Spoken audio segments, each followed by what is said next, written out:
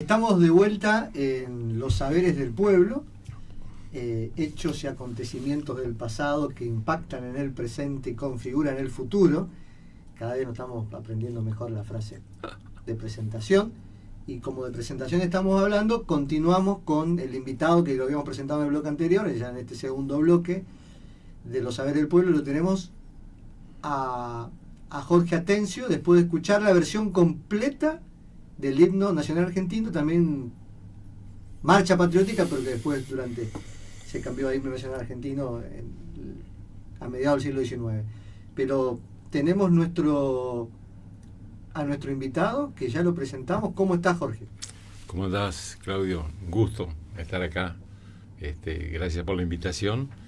Y realmente después de bastante tiempo nos hemos encontrado. Después de bastante tiempo hubo unas infructuosas invitaciones que no pudieron suceder porque el motivo por ahí de la invitación es para que nos hables, nos cuentes por ahí tu experiencia que tuviste con varias administraciones municipales en un programa muy importante que era el de tierra y agua y hábitat, digamos, que tuvo el municipio, respecto básicamente orientado a aquellos asentamientos irregulares.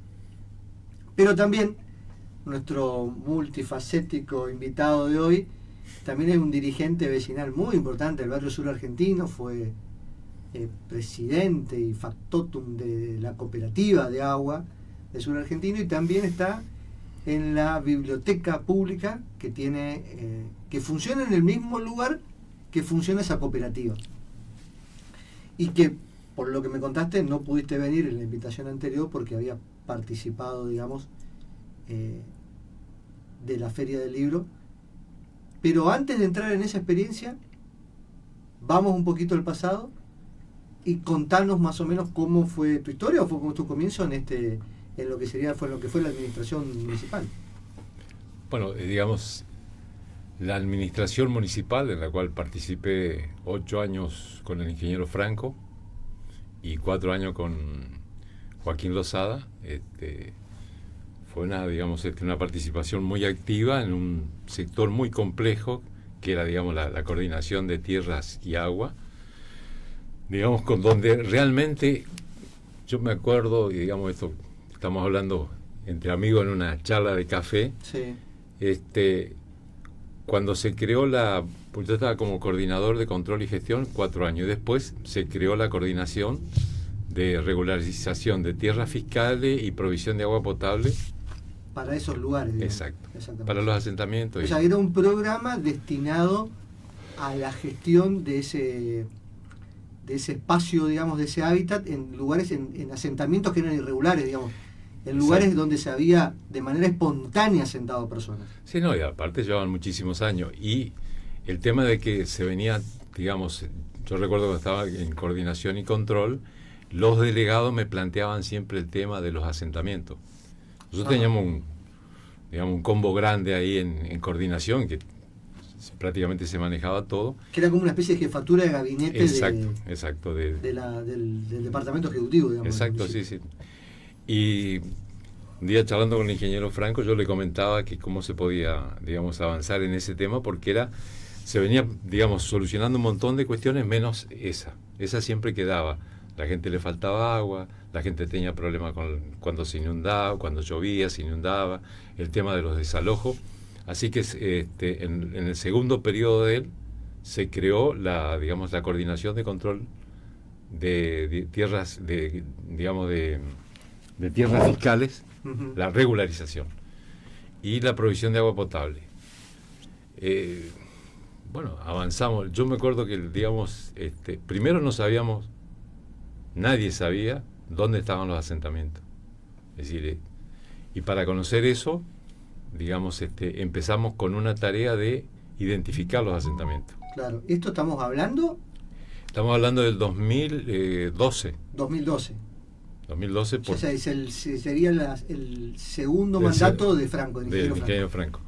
Entonces dijimos, vamos a identificar dónde están y vamos a ir viendo cómo podemos ir solucionando en la medida que se podía. Y el otro tema era el agua potable. Me acuerdo que era enero digamos, no sé si el 10, el de enero o el 12, pero 45 grados hacía, y me vienen a ver a la 1 de la tarde una familia del barrio Don Pedro, y me dicen, se habían enterado, ¿no es cierto?, cómo era este tema, entonces me plantean de que hace 40 años que no tienen agua. Yo, pero no puede ser. ¿Cómo viven? Pero claro, ¿cómo viven? ¿Cómo han vivido? Pero aparte, digamos, Don Pedro es un barrio que está, ¿no es cierto?, al costado de la ruta, y es un barrio, digamos, de casas, de gente de trabajo. Entonces me decían de que atrás de la estación de servicio tenían una perforación, pero que con el tiempo las napas se fue secando. Se fueron contaminando. Eso te iba a decir, se fue contaminando porque... Sí. Por las filtraciones de la nafta, lo que fuera. Bueno. Sí. Entonces yo decía, ¿cómo debutaba? Es decir, debutaba ¿y cuántas familias son ustedes? Me dijo 240. Entonces dije, bueno, vamos a ir a ver cómo es el tema. Y en 24 familias. No, 240. Barrio Don Pedro. Bueno, la cuestión es que tuve una reunión con ellos en el barrio, y después dije, bueno, fui a hablar me acuerdo que en esa época estaba Llera. Claro, en el EPRAC. En el EPRAC. Entonces digo, mira, vamos a ir a mirar porque tenemos que darle una solución a esa gente. Yo tenía la experiencia de haber sido presidente hasta hace 2 años y pico atrás, y 20 años en la cooperativa de mi barrio. Sí. Y aparte creamos la cooperativa, hicimos las obras, todo, conocía cómo era la historia. Entonces yo le pedí que me dieran un planito porque, digamos, las troncales estaban. Es decir, el barrio era como un cuadro. Exactamente, una cuadrícula. Exacto. Y las troncales pasaban por todo. Bueno, la cuestión es que... Las troncales estamos hablando del agua potable, de Samsa. Sansa. Sí, de Sí, Sansa. sí. Y, digamos, dijimos, bueno, haciendo las conexiones, trabajos, le tenemos que dar agua a esta gente. Exacto. Hablamos con la gente de Sansa, se habló por supuesto con el intendente, con el gobernador, y en porque lo que 6 meses... porque lo que estamos hablando, pasaban las troncales de agua porque le pasaba al barrio por afuera. Claro, exacto, por afuera, pero y adentro nunca estuvieron conectados. Como ellos tenían digamos, su perforación, nunca... Y algo que estamos hablando que estará a 20 cuadras del mástil. Un barrio que está en la rotonda. Un poco más para abajo. Un poco más para abajo. Sí, pero escúchame, sigue en otros barrios. Así que la cuestión es que en 60 días le dimos agua potable. Es decir, como experiencia tomamos eso, ¿no es cierto? Porque yo me acuerdo que ellos para marzo ya tenían el agua potable. ¿Y quién se encargó de la extensión de la red de se hizo un trabajo, ¿no es cierto?, junto con Sansa, se hizo un trabajo con el municipio, se coordinaron, es decir, trabajo muy fino, se coordinó, ¿no es cierto?, con todos, y bueno, en 60 días tuvieron agua potable. Que el municipio puso la máquina para hacer por supuesto, así las manos, la excavación claro. del pozo. Samsa vio la factibilidad. Ellos vieron la factibilidad, pusieron todo lo, digamos, es decir, se le solucionó el problema a la gente, y Sansa tuvo, digamos... Tuvo un ingreso y tuvo nuevos clientes, digamos. Nuevos usuarios. Y así hicimos muchas conexiones, y en lo que era, digamos, la parte de asentamiento, que no se podía hacer el trabajo de poner medidores, bueno, hacíamos las excavaciones y tomábamos, digamos, de los troncales, tomábamos y llevábamos el agua potable a través de mangueras. Es decir, lo que se podía hacer, porque detectamos 72 asentamientos en aquella época. 72 para el año 2012, digamos, más o menos. En 2012, sí. Nos llevó 6 meses a hacer todo digamos, el censo, y ahí fuimos atacando de a poco. En la medida que la gente también se comprometía, que nos iban a ver, se comprometía, nosotros íbamos elaborando, digamos, muchísimas propuestas y íbamos solucionando. Es decir, liberábamos, y esto también tuvieron que ver mucho ustedes, porque Benayo y todo su equipo, vos y todos, estuvieron trabajando a la par nuestra, fue cuando empezamos a liberar todas las avenidas. Claro, los despejes. Los despejes para que la gente... digamos, las conexiones de aguas tienen que, o sea, el SAMSA lo que exige es que el agua vaya por la vía pública, digamos. Y si bien existen los asentamientos, en los asentamientos hay una ocupación que se va acomodando de acuerdo al relieve geográfico, cuando en realidad, según el catastro municipal, eso está tirado una cuadrícula de calles, cuadras y avenidas, digamos. Entonces, claro. Pero si entre lo que es lo ideal de lo que dice el catastro municipal o el plano y el asentamiento físico real, no hay una coincidencia, por lo tanto hay que comenzar a correr casas y ver cómo se puede hacer, porque tenés que abrir calle de vuelta, y tanto todos los servicios públicos, porque los que van por arriba como los que van por abajo, o sea, el agua que va por abajo y la luz que va por arriba, tiene que estar asentado en el espacio público que ya está determinado antes, y en el asentamiento se te complica eso porque tenés que diagramar todo de vuelta. No, muy complicado. Entonces, ahí fue una colaboración muy importante del IPRODA, que fue que conseguíamos, llevábamos el problema, conseguíamos las casas y fuimos despejando todo lo que era la avenida. Lo que se hacía entonces era, con el IPRODA, lo que se hacía era el despeje de la calle, de lo que estaban en vía, de las personas, de las familias que estaban asentadas en la vía pública, se los relocalizaba, lo que no estaban en vía pública se los dejaba ahí, y ahí se avanzaba, digamos, con el tendido de la red de agua. Y aparte de eso, ¿no es cierto? Bueno, ya, digamos, se normalizaba la situación de ellos. Es decir, en algunos casos se le entregaban los títulos. Estoy hablando, digamos, sí, avanzado, porque prácticamente nos llevó 8 años hacer esto, porque después con la gestión de Lozada seguí con el mismo, digamos, en la misma coordinación, y fuimos solucionando, digamos, muchísimas cuestiones de que, más que nada, la liberación de las avenidas era importante, porque si no, no se podía avanzar. La ciudad venía y se hacía un cuello de botella, y esa gente se inundaba porque todo el agua caía sobre ellos, y cada vez que llovían 10 milímetros, 20 milímetros, nosotros teníamos que ir, ¿no es cierto?, a solucionar el tema de llevarles la solución de chapa, de colchones, de todo. Y era, digamos, llovía y teníamos que estar ahí. Fue un trabajo, digamos, muy, muy arduo, digamos, tuvimos muy buena relación con todos los, digamos, las barriadas y la gente que se organizaba a través de las comisiones vecinales, a través de esas comisiones que digamos, trabajamos con ellos justamente en ese problema. Así que, y no solamente ahí, sino estamos hablando de los que me estoy acordando: Santa Cecilia, el Porvenir 1, Porvenir 2, Los Patitos. Ahora, la otra vez me mandaron una foto de las Tacuaritas, que digamos, hizo un trabajo prácticamente 6 años atrás, el IPRODA, Defensoría, nosotros, y el año pasado entregaban las casas. Pero todo ese trabajo que hicimos del censo, de hablar con la gente, de llevarles de ver cómo podíamos acomodar, de hacer, digamos, muchas obras dentro del barrio, porque la gente necesitaba, sabía que se le iba a entregar algún día la casa, que iban a tener su casa, que iban a ser relocalizados, pero mientras tanto la vida sigue, ¿no? Exacto. Así que fue muy buena experiencia. Quedé amigo de todos, porque la verdad que siempre nos llamamos, me llaman. ¿Llevaste la cuenta de cuántos barrios más o menos se pudo llevar agua a través de este programa? Bueno, yo llevé la cantidad de familias, es decir, en el barrio, pero más o menos la última gestión eran 4.560 familias. Que nosotros, o sea que 4.500 casi usuarios nuevos, digamos, que tuvo la empresa, digamos, que terminaron conectándose al servicio. Al servicio y otros. Con el macromedidor. Exacto, con el macromedidor. Y, digamos, 1.500 viviendas. 1.500 viviendas. Con el IPRODA, ¿no es cierto?, que fuimos despejando todas las avenidas y las calles que estaban intrusadas. Y en algunos lugares yo me acuerdo de que, por ejemplo, que no entraba Sansa y que la gente tenía problemas de agua, como el Porvenir 2, nosotros, digamos, hicimos perforaciones. En esa época estaba...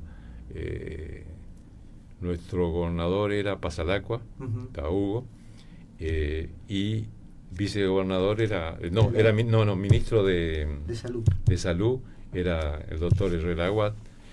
Bueno, ahí hicimos 2 perforaciones, hicimos tendido de caños, de manguera, formamos la cooperativa porque prácticamente Porvenir 2 está casi 20 kilómetros de acá. Exactamente. Es un barrio que tiene más o menos 800 familias en esa época, ahora no sé, tendrá un poco más. Y bueno, formamos la cooperativa, se hicieron muchos trabajos como para que ellos tuvieran un sistema propio y se dieran, digamos, su propio gobierno. Uh-huh. Así que se inauguró la obra ahí, y el mismo día que se inauguró, yo me acuerdo que le solicitaron a nuestro gobernador, ahora actual, a Ridagual, le solicitaron una sala de primer auxilio que luego después en esa reunión salió y se inauguró un CAP. Es decir, muchísimo trabajo en campo, lo que recién se estaba hablando recién con el invitado que ustedes tenían. Sí. Mucho trabajo de campo, mucha presencia, muchísima presencia, y eso fue lo que, digamos, nos permitió avanzar en algo que se desconocía. Y de los 72 asentamientos, cuando yo me fui de la gestión, habíamos logrado regularizar cerca de 15. Quedaban 5 en carpetas. Y bueno, de esos 72. De esos 72 habíamos regularizado 15, así que habíamos relocalizado y entregado títulos, y quedaban 5 en carpeta, que una de esas carpetas fue la de las Tacuaritas, que digamos que el año pasado se entregaron, no sé si 400 viviendas, no sé. Sí. Digamos, un trabajo muy interesante, muy lindo, me gustaba mucho, porque uno le va dando solución a la gente y ve el cariño. Que fue interesante porque vos, digamos, entraste a trabajar en el equipo de gobierno de la municipalidad con un tema de coordinación general de lo que era la administración, y viró todo, digamos, la gestión después hacia darle una respuesta a esos asentamientos irregulares, digamos, claro, ¿no? Casos puntuales. Bueno, casos puntuales, asentamientos irregulares, mano en tropo, porque si debutaste con Don Pedro, que era un barrio, que muy probablemente con un barrio con calles marcadas, con, sí. digamos, si lo ponemos, tenemos que clasificarlo, sería un barrio de clase media, pero que no tenían agua. O sea, que primero se construyó la casa, después se abrió la calle y después se pensó en llevar el servicio, digamos, la gente. El otro barrio, ¿no es cierto?, el otro asentamiento grande, que también fue otra prueba de fuego, porque fue la 145, Chacabuco y Costanera. Sí. ¿Por qué? Hoy llamado Itaverá. Itaverá. Claro. Pero, ¿qué pasó? Entendido que toda esa zona, porque también pasa por ahí, digamos, pasan los años y hay obras, pero hay que entender también de dónde vos arrancás, de dónde se arrancó. La Chacra 145 era el viejo basural de la ciudad. Exacto. Y hubo muchas familias que se asentaron en esos terrenos. Exacto, sí, en esos terrenos. Hoy por hoy está el acceso oeste, está todo asfaltado y hubo una importante inversión estatal, y hoy por hoy es un barrio que está muy bien ubicado. Digamos, tiene agua, por supuesto, le dieron los títulos, se ha desarrollado y ya prácticamente. Yo recuerdo que cuando fuimos, la primera vez que nos vinieron a ver, la gente que nos llevó, hicimos una reunión sobre Eva Perón, y me acuerdo que había mucha gente, y lo primero que recibimos fue insultos, digo, reclamo que decían ustedes cuando vienen las elecciones, aparecen, después no vienen, ya es la quinta vez o sexta que venían todos los años a decirle que sí iban a regularizar. Entonces yo era, digamos, nuevito ahí, neófito en ese tema, entonces empecé a averiguar cómo era la cuestión, empezamos a avanzar con varias comisiones en distintos sectores, porque yo no recuerdo, pero creo que se hablaba de no sé si de 500 familias, yo no recuerdo bien, pero era grosso el tema, y digamos con la gente muy muy enojada.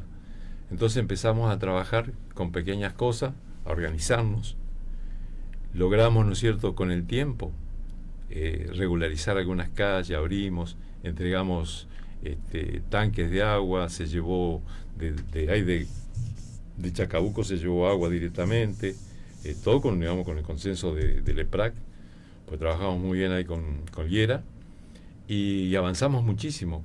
Después vino la ayuda a nivel nacional y hoy es un barrio que está súper organizado, está avanzando muchísimo. Claro. Ahí creo que en la chacra vino fondos nacionales de un programa que se llamaba Padre Mujica. Exacto, sí. Por eso yo digo de que hay muchos sectores donde realmente se le dio la solución. Dependía también del vecino, porque el vecino estaba comprometido en ir avanzando y cada tanto nos reuníamos y oíamos cómo íbamos en el día a día, aparte de esperar la solución final. Y tengo entendido de que se solucionó, de que se avanzó muchísimo. Y la última vez que yo estuve ahí fue donde se estaban haciendo cordón cuneta, se estaban empedrando algunas calles, se estaban moviendo algunas viviendas para poder, digamos, trazar la vía pública, de la que me estoy acordando. Pero realmente hicimos muchísimo, trabajábamos muchísimo, pero siempre era el día a día con la gente, siempre había algo para ir solucionando. Y realmente fue un trabajo muy apasionante, muy, muy lindo. Yo luego quedé con muy buenas experiencias y lo fundamental es que quedé amigo de todos, de toda la gente, ¿no es cierto? Porque ellos veían de que cuando tenían problemas estábamos ahí. Por eso estamos hablando de la presencia, de la militancia que ustedes recién hablaban con el invitado. Eso es fundamental, la gente lo valoriza. Yo me manejo en colectivo y muchas veces la gente me empieza a mirar y a veces voy con Margarita. Sí. Y porque uno cuando va a un digamos, o va a un corte o va, digamos, a un barrio, son 150 que lo miran a uno y uno mira 30 y se puede acordar. Me acuerdo de esas cuando te acompañábamos, porque siempre coincidíamos en esos lugares. Vos llegabas con un chofer, digamos, que era Claro, una camioneta de la Muni y llegaba con tu compañero, pero por favor, uno iba con todas las buenas intenciones, a los cortes mismo. Es decir, íbamos a solucionar, íbamos con toda la buena onda y la buena predisposición de ver cómo podíamos ayudar. De ahí en más, la solución podía venir en forma inmediata, tardaba medianamente o si no con el tiempo. Y yo me ponía, la gente me empieza a mirar y por ahí uno se acerca al otro día, veníamos en el Gusano, uh-huh. Y se acerca una parejita joven y me dice, ¿usted es el señor Atencio? Sí. Me dice, usted nos entregó a mi papá y a mí, a mi familia, una casa allá en tal lugar y nosotros. Y así un montón. Es decir, que yo le decía a Margarita, si en la función pública, como recién decías, vos subís pisando cabeza, es jodido porque después tenés que bajar de vuelta. Y realmente, si vos prestás, digamos, todo el mejor servicio, yo creo que eso es fundamental para que el día que estés en el llano, porque es lógico, el día que estás en el llano la gente te puede reconocer, te agradece algunas cuestiones que, bueno, para eso estábamos. Yo le decía siempre, esta es nuestra obligación, nosotros estuvimos acá, nosotros pedimos que nos voten para poder ayudarlos, uh-huh. Y no queríamos faltar, por lo menos de mi parte y del equipo que teníamos, y bueno, tanto el ingeniero Franco como de Losada, a través de la conducción del ingeniero Rovira, de no fallarle a la gente. Podíamos tardar un poco más, pero nunca dejábamos de atenderlos y de realmente estar al lado de la gente. Y eso es lo que se valoró en las elecciones. Es decir, que se sabe de que si vos estás trabajando, es decir, eso nos ocurrió a nosotros en el barrio. Yo fui 28 años presidente del barrio. Sí, yo creo que hubo, esto es hacer un análisis con los pocos herramientas que uno puede llegar a tener, pero hacer un análisis político, uno ve, digamos, está piola poder anticiparse, porque con el diario del lunes cualquiera opina, digamos, pero bueno, pero que te sirve de alguna manera para proyectar. Hay una secuencia de elecciones en las cuales se ha demostrado una hegemonía de un proyecto, pero aparte un proyecto que también en el cual sus cuadros políticos van girando y van rotando. Hay una periodicidad intrapartidaria, digamos, ahora que estamos hablando de periodicidad y elecciones suspendidas, claro, todo eso, exacto, sí. viene bien a cuento, pero yo creo que también hay me parece que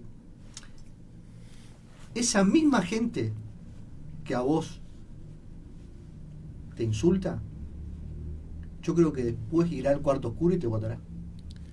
Claro, O sea, una cosa no implica la otra, digamos, porque de alguna manera también, o sea, lo que tenemos que entender es que hay una asunción de los problemas, esto es parte de mi análisis, o sea, hay una asunción del problema, la cercanía, el atenderle, el gestionar el problema y ver lo que sale, porque también uno no, digamos, hay una frontera de recursos y recursos que la provincia recibe que son mucho menos y que a pesar de eso hay un gobierno provincial con un proyecto político que es el que conduce y que de alguna manera da respuesta y va gestionando, y los resultados por ahí, porque las comparaciones son odiosas, porque uno tiene que recorrer otras provincias y ver cómo se va dando. Exacto.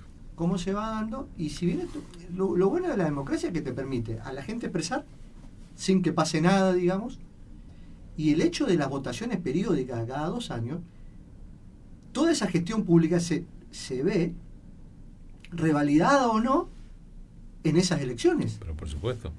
Es decir, porque en definitiva, digamos, se evalúa, en cada elección se evalúa la gestión, claro, y la gente vota. Claro. Ahí, digamos, nosotros arrancamos haciendo una mención de que un expresidente dijo, menospreciando la elección en 3 provincias, diciendo que esa gente no sabe votar. Exacto. Que son feudales y que todavía ya les va a llegar la libertad. Me parece una asunción, digamos, de una cierta soberbia que no tiene sentido. La gente vota y la gente sabe votar bien. Ese es el pensamiento de ese tipo de gente que, digamos, lo de él le baja para su exfuncionario y los funcionarios, porque ese es el nivel de pensamiento que tienen respecto a la gente. Así que hablan como que de un voto calificado, como que realmente la gente no sabe votar. Y la nación se compone de las provincias, es decir, es federal. Es decir, la nación es, digamos, no digo que es un invento de las provincias, pero es lo que compone, digamos, cada lugar es... Las provincias son preexistentes a la nación. Exacto. Entonces, respetemos, ¿no es cierto? Y si en unas elecciones correctas la gente se expresa de esa manera, es porque algo tiene este proyecto nuestro de la renovación. Tiene este proyecto. Exacto. Porque si no... Aparte con un doble estándar, ¿no? Porque ciertos medios y ciertas dirigencias políticas, por ejemplo, pueden llegar a criticar, porque son casos históricos, digamos, pueden llegar a criticar, o se construye desde Buenos Aires, por ejemplo, Formosa, la provincia feudal en la que Gildo y Fran gobierna desde hace 7 mandatos. Yo no lo evito nunca criticarlo. Por ejemplo, el estado de Nueva York durante 5 periodos fue gobernado por Nelson Rockefeller, digamos, yo no he visto que lo hayan criticado. Hay en el régimen estadounidense, hay casos de representantes, digamos, de congresistas como de senadores que hace 40 años, el caso de Biden fue senador, Biden, el actual presidente, sí, presidente, fue senador desde la década del 60 por el estado creo que es de New Hampshire, bueno, ahí está cerca de Washington, digamos, el estado que está pegado a Washington DC. Durante 60 años fue senador. Así que la gente vota, la democracia es así, la gente tiene que votar. Eso es un insulto, lo que dijo este hombre, es un insulto, ¿no es cierto?, a la gente, al pueblo. Claro. Porque si en una elección libre vos te permiten ir y votar a que vos quiera, y la gente ve el trabajo.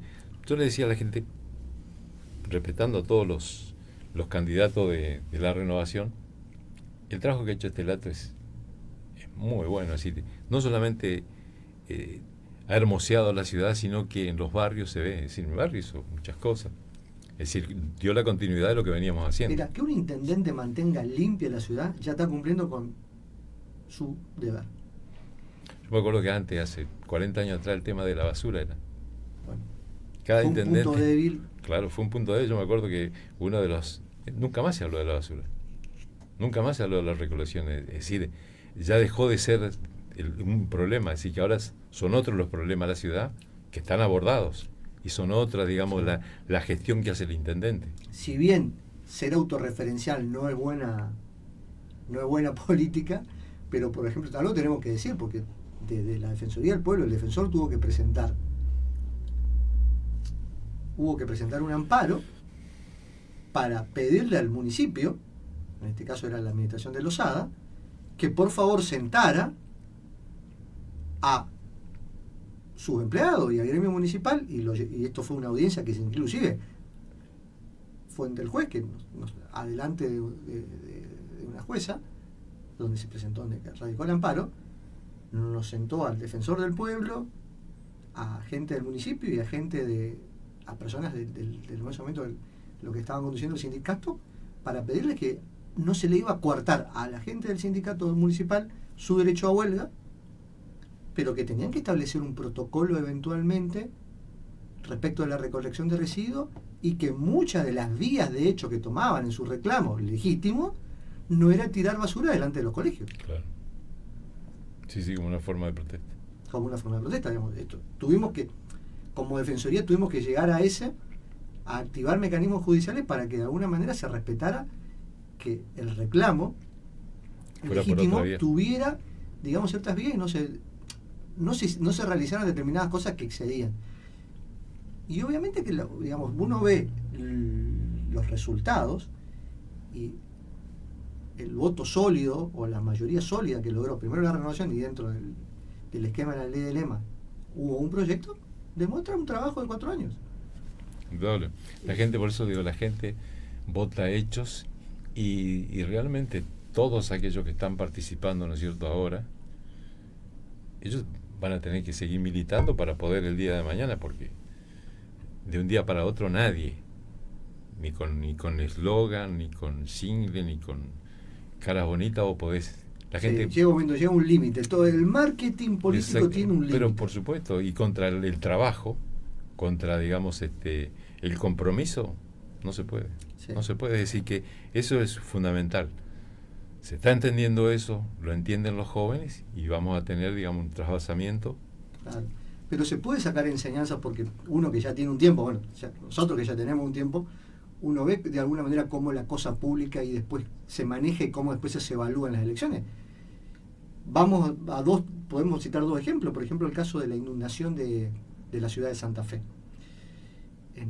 Hace unos años la ciudad de Santa Fe está en un llano. Bueno, vos sos entrerriano, digamos, pero sí, más o menos conocés. Conozco. La ciudad de Santa Fe tenía bien el Salado, que desemboca en el Paraná. Santa Fe está sobre el Paraná, pero de espaldas de Santa Fe está el río Salado, y las defensas estaban armadas para el lado que venía el río. La cuestión que hubo un cambio y el agua le entró por un lugar que no había defensa e inundó toda la ciudad de Santa Fe.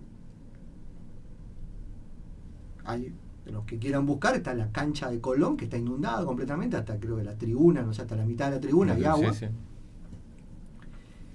El mismo gobernador, que en ese momento era Reutemann, se hizo cargo, estuvo en el terreno. Los santafesinos te comentaban después que se agarró leptospirosis. Reutemann tuvo leptospirosis de estar ahí metido en el barrio, y después en las próximas elecciones volvió a ganar el proyecto político de él. En las elecciones dice, ¿cómo le votaron? Y bueno, pero porque estuvo presente, fue un suceso de la naturaleza y se hizo cargo. Tenemos otro caso de que un marketing político muy bueno prometió un cambio, ese cambio no llegó, fue un cambio para peor, y después no pudo sostener y no pudo ser reelecto, por ejemplo, un proyecto político. A lo que voy es el límite entre lo que es la política real de cercanía y el marketing político. Exacto. El marketing es otra cosa. E inclusive, si vamos a hablar de marketing, es decir, lo que está pasando a nivel nacional con el fenómeno con el fenómeno de Milei, ¿no? De Milei, es decir, que realmente uno se pone a pensar, y la gente a veces me pregunta. Uh-huh. Yo le digo, pero primero que el periodismo lo usa. Sí.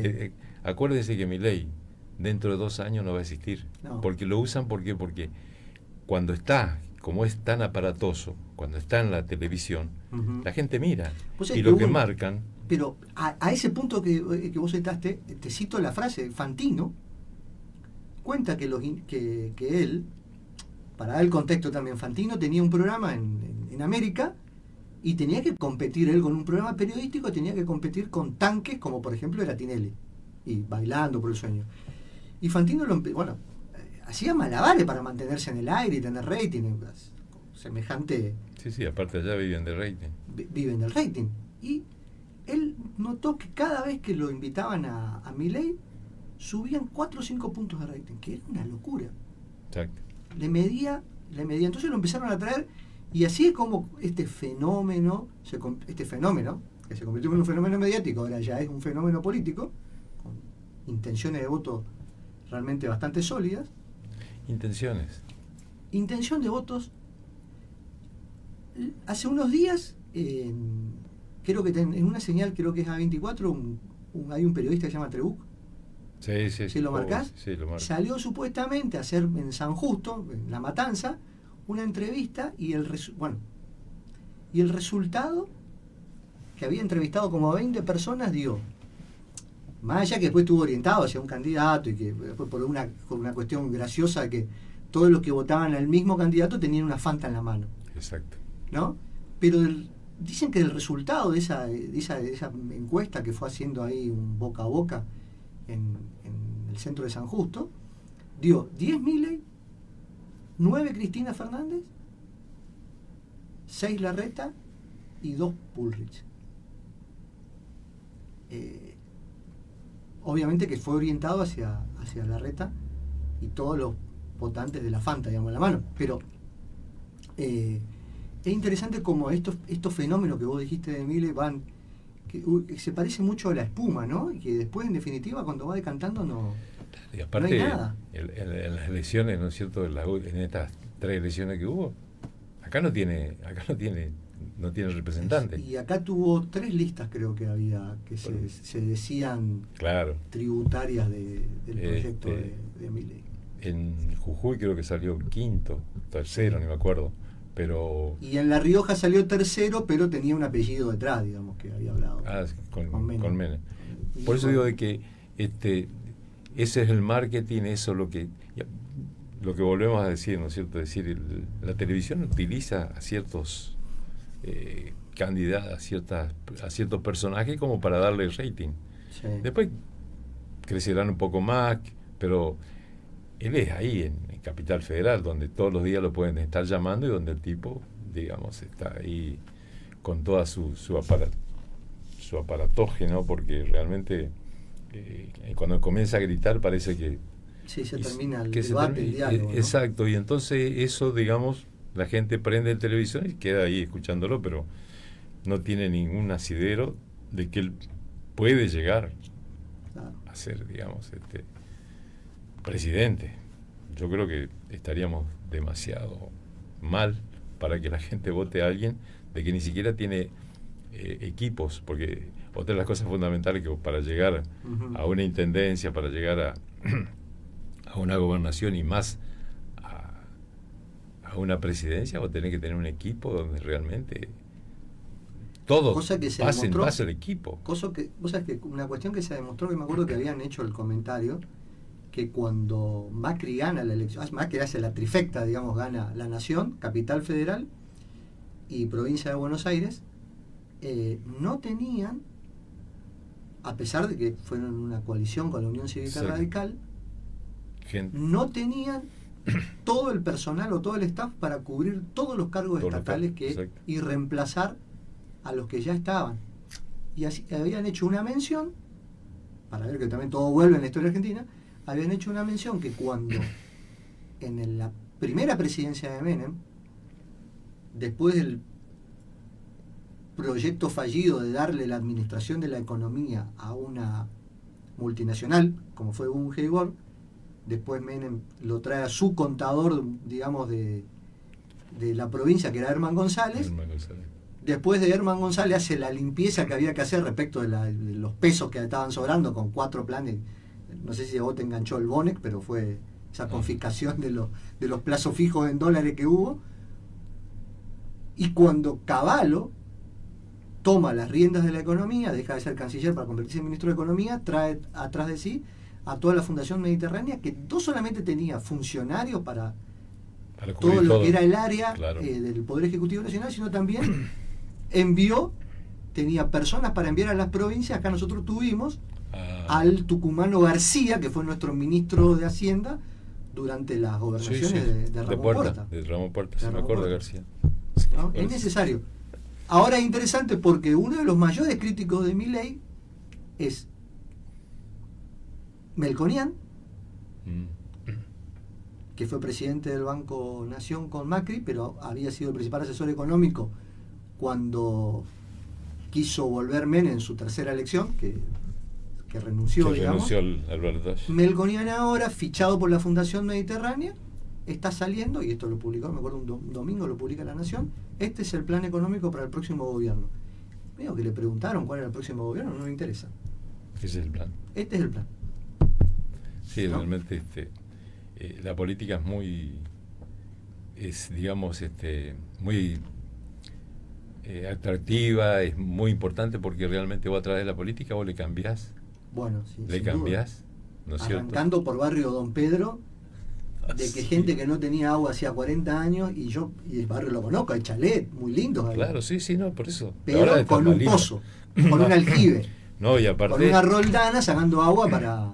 Exacto, y aparte ahora tiene que estar mucho más lindo.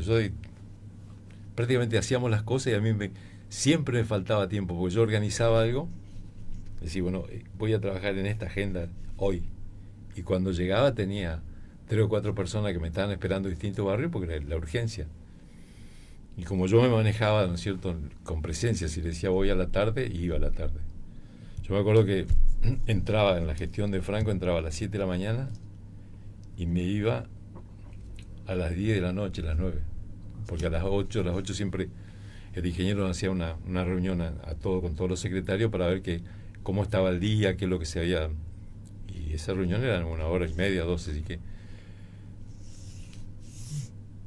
Yo, por ejemplo, de las 3 de la tarde hasta las 4 y media era el relax que yo tenía, pues yo no me iba a casa. Ajá. Porque yo, en mi ignorancia, yo Sí. decía, si yo soluciono los problemas, cada vez va a haber menos problemas. Va a haber menos problemas. Y no. Todo lo contrario. Era el problema del éxito, digamos. Ahí fue. Todo lo contrario, es decir, que cuando más atendía gente, más gente venía. Comenzaban otros Exacto. problemas a aparecer. Y cuando se enteraron de que yo no me iba a casa, pues viste, por lo general todos los funcionarios, todo el mundo, Corta a las 1:30, Sí, 1:30, corta. 2 y vuelve a las 5. Y yo decía, bueno, yo me quedo en este horario hasta las 5 y avanzo, porque tenía que firmar cosas, ver algunos proyectos y cuando se enteraron que yo era a las 2 de la tarde hasta las 4, yo seguía atendiendo gente. Pero era muy lindo porque le fuimos dando soluciones. Uh-huh. Y bueno, esto fue, digamos, una experiencia muy linda que realmente hoy camino por la calle sin ningún drama, como siempre lo hice, y de vez en cuando me saludan. De vez en cuando me saludan. De vez en cuando la vida. Jorge, nos quedó, la verdad, la parte más interesante de la entrevista, que iba a ser el tema de... Bueno, primero, el tema de tu barrio. Del barrio, sí. El tema de tu barrio. El tema de la biblioteca y el viaje a la Feria del Libro, pero eso va a ser para el otro programa. ¿Cómo no? Porque ahora ya estamos cerrando y ya nos estamos despidiendo. Y bueno, les invitamos a los oyentes que nos vuelvan a ver en Los Saberes del Pueblo mañana de 8 a 10 también.